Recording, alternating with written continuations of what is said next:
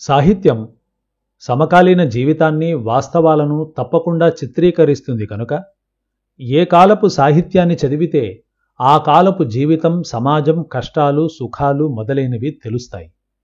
ఇందువల్లనే సాహిత్యం ఆధారంగా చరిత్రను కూడా కొంతలో కొంత తెలుసుకోవచ్చు అని పండిత పరిశోధకులు నిష్కర్ష చేశారు. ఈ దిశలో ఎందరో పరిశోధకులు ఎన్నో కొత్త కొత్త అంశాలను వెలుగులోకి తీసుకువచ్చారు కూడా. మామూలుగా చరిత్రను తెలుసుకోవాలి అంటే శాసనాలు, నాణేలు, కైఫియత్తులు, విదేశీ యాత్రికుల రచనలు మొదలైనవి ఉపయోగపడతాయి.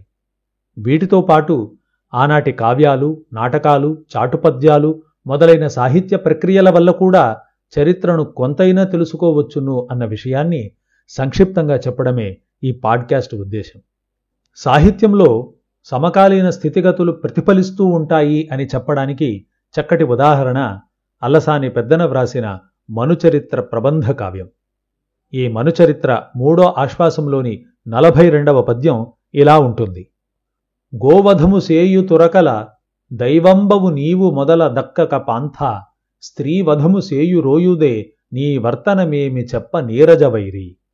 ఇది ప్రియుని విరహవేదనతో బాధపడుతున్న వరూధిని తన విరహాన్ని మరింత పెంచుతున్నందుకు చంద్రుణ్ణి నిందించే పద్యం. మనుచరిత్ర పురాణ ఆధారితమైన రచన. మార్కండేయ పురాణంలోని ఒక ఆఖ్యానాన్ని ఇతివృత్తంగా తీసుకొని చేసిన కావ్యం. ఇందులోని పాత్రలు సమకాలీనమైనవి కావు, అంటే పెద్దన జీవించి ఉన్న కాలానికి చెందినవి కావు. ఇవి పెద్దన కాలం నాటి వ్యక్తులను ప్రతిబింబించవు. ఈ కథ ఎప్పుడో గడిచిపోయిన యుగాల కాలం నాటిది. అటువంటి పురాణ పాత్ర అయిన వరూధిని నోటిలో తురకల దైవంబా అని చంద్రుణ్ణి అనిపించాడు పెద్దన. నిజానికి వరూధిని కథ జరుగుతున్న కాలంలో తురకలు లేరు. కాబట్టి వరూధిని తన కాలంలో లేనివారిని ప్రస్తావించడమనేది ఒకానొక కావ్యభంగమే అవుతుంది. కాని పెద్దన వంటి మహాకవి వరూధిని పాత్రచేత ఆ మాటను చెప్పించాడు. హిందువుల పాలిట పెట్టిన కోట లాంటిది విజయనగర సామ్రాజ్యం. ఆ సామ్రాజ్యం అత్యున్నత స్థితిలో ఉన్నది కృష్ణరాయల కాలంలోనే. మరి ఆ కాలంలోనే పెద్దన కళ్లకు గోవధ కనపడిందా? లేక విజయనగర సరిహద్దుల అవతల విరివిగా జరుగుతున్న గోవధ గురించి విని తెలుసుకుని తల్లడిల్లిపోయి ఇలా వ్రాసాడా అన్న ప్రశ్నలు ఈ పద్యం చదివాక నాకు కలిగాయి. పెద్దన స్వయంగా చూశాడో లేదో చెప్పలేనుగాని ఆయన కాలానికి గోవధ అన్నది పెద్ద ఎత్తున జరుగుతూ ఉండింది అన్నది మాత్రం ఈ పద్యం ద్వారా నాకర్థమవుతోంది. ఈ గోవధ విషయం పెద్దన వంటి సంప్రదాయవాదిని ఎంతగా కలవరపెట్టిందంటే కావ్యభంగమైనా సరే తన మనసులోని బాధను ఓ పురాణ పాత్ర ద్వారా చెప్పించేయాలి అన్నంతగా కలవరపెట్టింది. అయితే పెద్దన చెప్పిన గోవధ ఆయన కాలంలో, అంటే కృష్ణదేవరాయల పాలనాకాలంలో హంపీ పట్టణంలోనే జరిగింది అనడానికి నాకు ఆధారాలు దొరకలేదు. కాని కృష్ణరాయల తర్వాతి కాలంలో హంపీ పట్టణంలోనే ఓ మూలన గోవధ జరిగింది అనడానికి ఒక్క ఆధారం కనపడింది.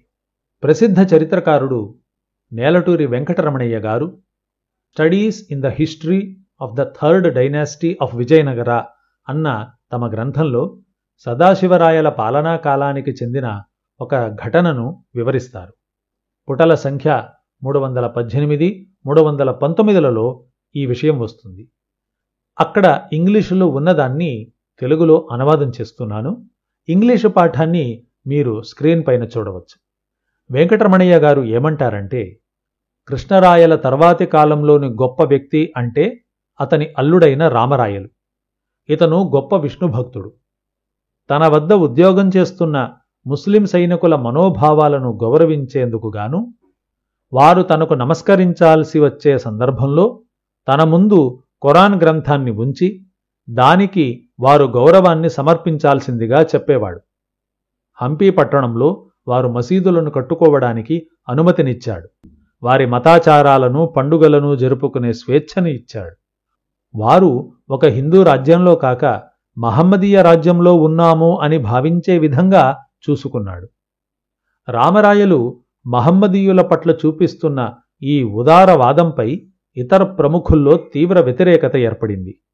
ఒకానొక సందర్భంలో హంపీ నగరంలోని తురకవాడలోని ఒక మసీదులో మహమ్మదీయులు ఆవును చంపారు. ఈ విషయాన్ని తెలుసుకున్న హిందూ ప్రముఖులు, ప్రభుత్వాధికారులు ఉలిక్కిపడ్డారు. రామరాయల తమ్ముడు తిరుమల రాయలను తోడు తీసుకువెళ్లి రామరాయల ముందు తమ తీవ్ర నిరసనను తెలియజేశారు. హంపీ నగరంలో మహమ్మదీయులు గోవధ చేయకూడదు అని నిషేధాన్ని విధించాల్సిందిగా ఆయన్ను కోరారు. కాని రామరాయలు వారి అభ్యర్థనను మన్నించలేదు. నేను ఆ మహమ్మదీయుల శరీరాలకు మాత్రమే యజమానిని, వారి ఆత్మలకు కాదు అని అన్నాడు. అంతేకాదు, వారి మతాచారాలలో మనం తలదూర్చడం మంచిది కాదని కూడా అన్నాడు. తన స్వంత తమ్ముళ్ళు, ఇతర ప్రముఖులు కట్టగట్టుకుని ఎదురు తిరిగినా రామరాయలు చలించకపోవడమన్నది ఆ క్షణంలో గొప్ప విషయమే. రామరాయల మనసును మార్చడానికి వచ్చిన హిందూ ప్రముఖులు తామే తమ మనసుల్ని మార్చుకుని వెళ్ళిపోయారు. ఇది స్థూలంగా వెంకటరమణయ్య గారి ఆంగ్ల రచనకు తెలుగు అనువాదం. దీనివల్ల కృష్ణరాయలు, ఆయన తరువాత వచ్చిన అచ్యుతరాయల కాలంలో ఏం జరిగిందో ఏమో కానీ, ఆపై వచ్చిన సదాశివరాయల కాలంలో హంపీ పట్టణంలోనే గోవధ జరిగేది అన్న విషయం స్పష్టమవుతోంది. అంటే సామాన్య శకం 1542-1565 సంవత్సరాల మధ్య భాగంలో హంపీలో ఈనాడు మహమ్మడన్ క్వార్టర్స్ అని పిలువబడుతున్న ప్రాంతంలోనే గోవధ జరిగేది అని నేలటూరి వెంకటరమణయ్య గారి పుస్తకం ద్వారా తెలుస్తోంది. అల్లసాని పెద్దన కాలానికి విజయనగర సామ్రాజ్యంలో అక్కడక్కడా ఎక్కడైనా గోవధ జరిగేదో ఏమో అది తెలిసిన పెద్దన తన కావ్యంలో బాధను వెళ్ళగక్కాడని నేననుకుంటూ ఉన్నాను. పైగా ఈ మనుచరిత్ర కావ్యాన్ని చక్రవర్తి అయిన కృష్ణదేవరాయలకు అంకితమిచ్చాడు. అంటే గోవధ ప్రసక్తి ఉన్న ఈ పద్యాన్ని కృష్ణరాయలు చదివే ఉంటాడు గదా. మరి ఆ పద్యాన్ని చదివిన తరువాత ఒకవేళ తన సామ్రాజ్యంలో ఎక్కడైనా గోవధ జరుగుతూ ఉంటే దాని నివారణకు ఎటువంటి చర్యలు తీసుకున్నాడు ఏమిటి అన్నది చరిత్ర పరిశోధకులు తేల్చాల్సినటువంటి విషయం. చర్చా విషయానికి వస్తే, ఇలా సంస్కృత పురాణ కథలకు అనువాదాలు, అనుసృజనలు అనుకుంటున్న తెలుగు కావ్యాలలో కూడా కేవలం పౌరాణికమైన అంశాలే కాకుండా ఆనాటి సామాజిక స్థితిగతులను ప్రతిబింబించే అంశాలు కూడా ఉన్నాయి అని మనం తెలుసుకోవచ్చు. అంతేకాదు, భిన్న మతాల మధ్య ఉన్న అంతరాలు, ఒక మతం యొక్క పద్ధతులు మరొక మతం వారిని బాధించడం వంటి అంశాలు కూడా ఈ కావ్యాలలో అక్కడక్కడ దొరుకుతాయి అన్నది నాకర్థమైన విషయం. ఇంకొక ఉదాహరణనిస్తాను. ఏ విధంగా అయితే 16వ శతాబ్దంలో అల్లసాని పెద్దన చంద్రుడిని తురకల దైవంబా అని అన్నాడో, అదేవిధంగా 17వ శతాబ్దంలో కూడా ఓ తెలుగు కవి ఇలాంటి ప్రయోగాన్నే చేశాడు. సామాన్య శకం 1630 నాటికి చెందిన రచనగా భావించే చేమకూర వెంకటకవి వ్రాసిన సారంగధర చరిత్రము అనే కావ్యంలో మన్మథుణ్ణి తురక అని సంబోధించే పద్యం ఒకటి వస్తుంది.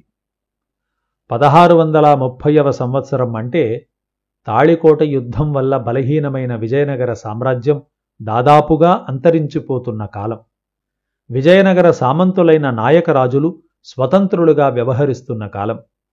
తంజావూరు పాలకుడైన రఘునాథనాయకుని ఆస్థాన కవి అయిన చేమకూర వెంకటకవి తన సారంగధర చరిత్రము అనే కావ్యంలో చిత్రాంగి అన్న ఓ సుందరాంగిని చూసి ఒక దేశపు రాజు విరహంతో బాధపడుతూ ఉంటాడు. ఆ సందర్భంలో చంద్రుడిని, మన్మథుణ్ణి నిందిస్తాడు. అందులో భాగంగా మన్మథుణ్ణి ఇలాగ అంటాడు: చిడుముడి పాటునన్ చెరకు సింగిణి బూని మధుప్రియత్వమేర్పడ వడి లావులున్న హరిపైని జివుక్కున నెక్కి యుక్కునన్ వెడలెదు సందుచూచి తమినేడిదే గోవధమాచరించు పూపడరగ నీవు పచ్చి తొరకవుదువు పాంథులకున్ మనోభవా. మనోభవుడు అంటే మన్మథుడు. ఈ మన్మథుడు ఎలాగున్నాడు ఆ రాజు పాలిట అంటే, ఏ విధంగా అయితే ఒక తురక గోవును వెంటాడి చంపుతాడో ఆ విధంగా గోవులాంటి నన్ను నీ పూల బాణాలతో హింసిస్తూ ఉన్నావు అని ఆ రాజు విరహవేదనతో మన్మథుణ్ణి నిందిస్తూ ఉన్నాడు.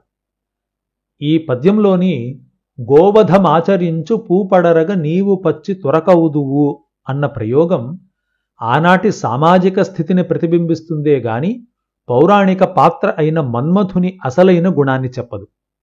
ఈ విషయాన్ని వ్యాఖ్యానిస్తూ వేదము వెంకటరాయ శాస్త్రి గారు ఇది కవి చేసిన చమత్కార ప్రయోగం అని అన్నారు.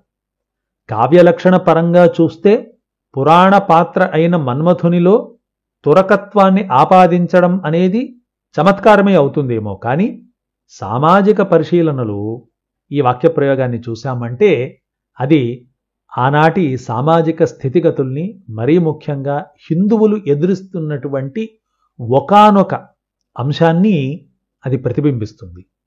ఇలా 16, 17వ శతాబ్దాల నాటి కవుల ప్రబంధ కావ్యాలలోని కొన్ని వర్ణనలు, పోలికలు మొదలైనవి ఆనాటి హిందూ సమాజం ఎదుర్కొన్న వారి సంప్రదాయ విరుద్ధమైన ఘటనల్ని మనకు చెబుతాయి. అంతేకాదు, ఇది ఆనాటి కవుల యొక్క మనోభావమే కాదు, సమస్త హిందూ ప్రజానీకం యొక్క మనోభావము అన్నదాన్ని కూడా మనం తెలుసుకునేందుకు ఉపయోగపడతాయి. ఈ విధంగా సాహిత్యం మనకు పురాణ కథలను మాత్రమే కాదు, లేదా కాల్పనికమైన కథలను మాత్రమే కాదు, చరిత్రను, మరీ ముఖ్యంగా అప్పటి సమాజంలోని అనేక అనుకూల, ప్రతికూల అంశాలను మనకు తెలియజెప్పడంలో సహాయపడతాయి అని నేను భావిస్తూ ఉన్నాను. ఇలాంటి మరిన్ని సాహిత్యంలోని చారిత్రక అంశాలను సేకరించి ఉంచాను. వాటి గురించి మరొక భాగంలో వివరిస్తాను. అంతవరకు సెలవు. ఇట్లు మీ రఘుత్తమరావు.